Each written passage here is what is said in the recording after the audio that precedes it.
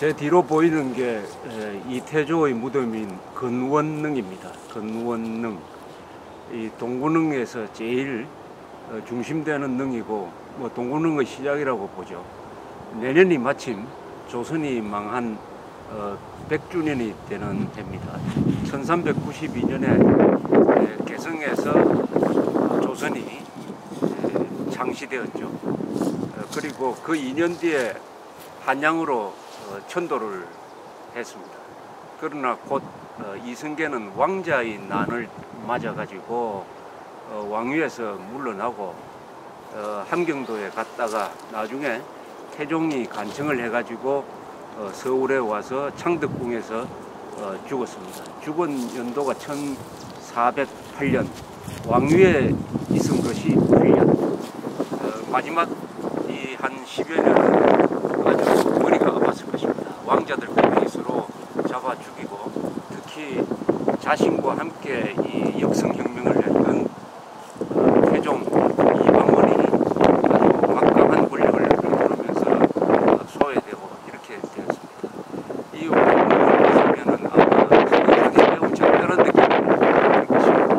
저 구릉 위에 세워진 근원릉은 그 규모가 예컨대 저 경주의 고분에 비교하면은 최적에 있어서 몇십 분의 1밖에 되지 않을 것입니다. 또 바로 그 옆에 세워진 근원릉 비가 있습니다. 비의 비신을 바치는 거북이를 자세히 보시면은 그 거북이 목이 아주 움츠러들어 있습니다. 삼국 통일을 주도한 태종 무열왕릉 그 앞에 있는 거북이의 목과 비교하면 정반대죠. 태종 왕릉의 비를 이고 있던 비석의 그 거북이는 목이 앞으로 뻗어가지고 아주 기세가 당당한데, 이 조선은 목이 움츠러 들어가 있는 모습입니다. 이게 상징적으로 신라와 조선의 국가의 격을 보여주는 것이라고 생각합니다. 세계 최대 강국인 당과 결전을 해서 이 민족의 보금자리를 만든 그 신라의 왕과, 그리고 사대주의를 선택을 해가지고 위화도 회군을 통해서 명나라한테 무릎 꿇음으로써 국을, 나라를 지키기로 결심한 그 이태조의 조선, 이 두 나라의 차이를 극명하게 보여준다고 생각을 합니다.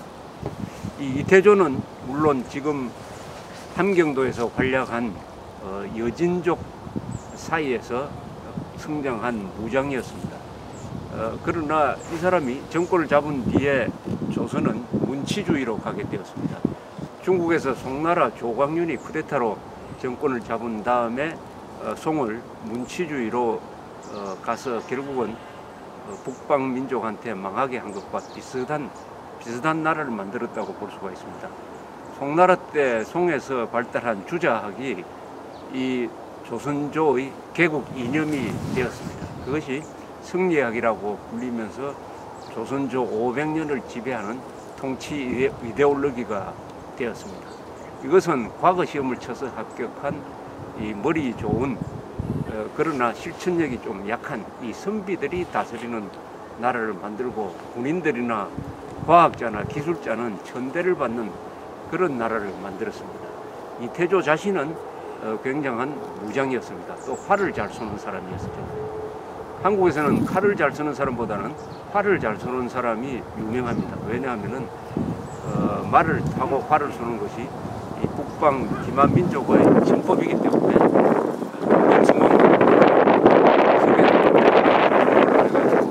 역사에 있습니다.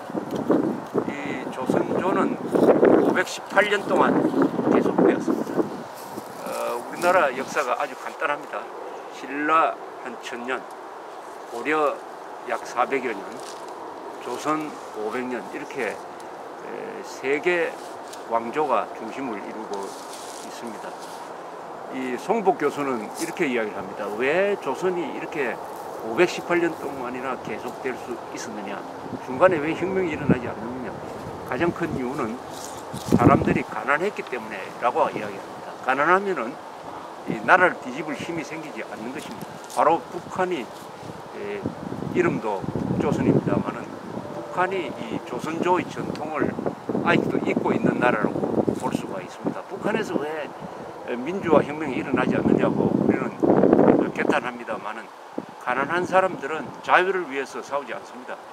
우선 배가 고프니까 먹는 문제를 해결한 다음에 이 민주주의 문제를 생각하게 되는 것입니다. 그런 문제의식이 생겨야 북한에 변화가 일어나는 것입니다. 우리는 조선조가 518년 동안 계속된 것은 정교한 무슨 장치가 있었다 해서 그 지배층의 관점에서 상당히 칭찬합니다만은 조선조가 우리 역사상 가장 못 살았던 왕조입니다. 그런데 그 가장 못 살았던 조선조보다도 지금 북한의 생활 형편이 더 낫다는 통계가 최근에 발표된 게 있습니다.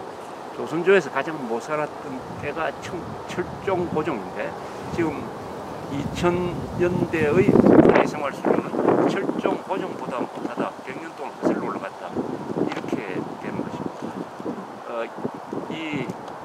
이승계는 오래 살았습니다. 74살에 죽었습니다. 아마 조선조 역대 왕 중에서 80을 넘은 사람은 아무도 없습니다. 그러나 74살까지 살았기 때문에 역시 조선조를 개국할 수 있었고 또 너무 오래 살았기 때문에 아들의 하극상을 만나서 말년에 사랑하는 부인은 죽고 사랑하는 아들은 또 이방원한테 죽고 하는 이런 수모를 겪었습니다. 함흥차사란 말이 그때 생겼죠. 자기가 고향인 함흥에 집거하고 있을 때 이방원이가 함흥차사를 보내가지고 설득을 해가지고 이성계를 다시 한양으로 모시고 와서 여기서 창덕궁에 죽도록 했다. 그래서 함흥차사라는 이야기로 남아 있습니다.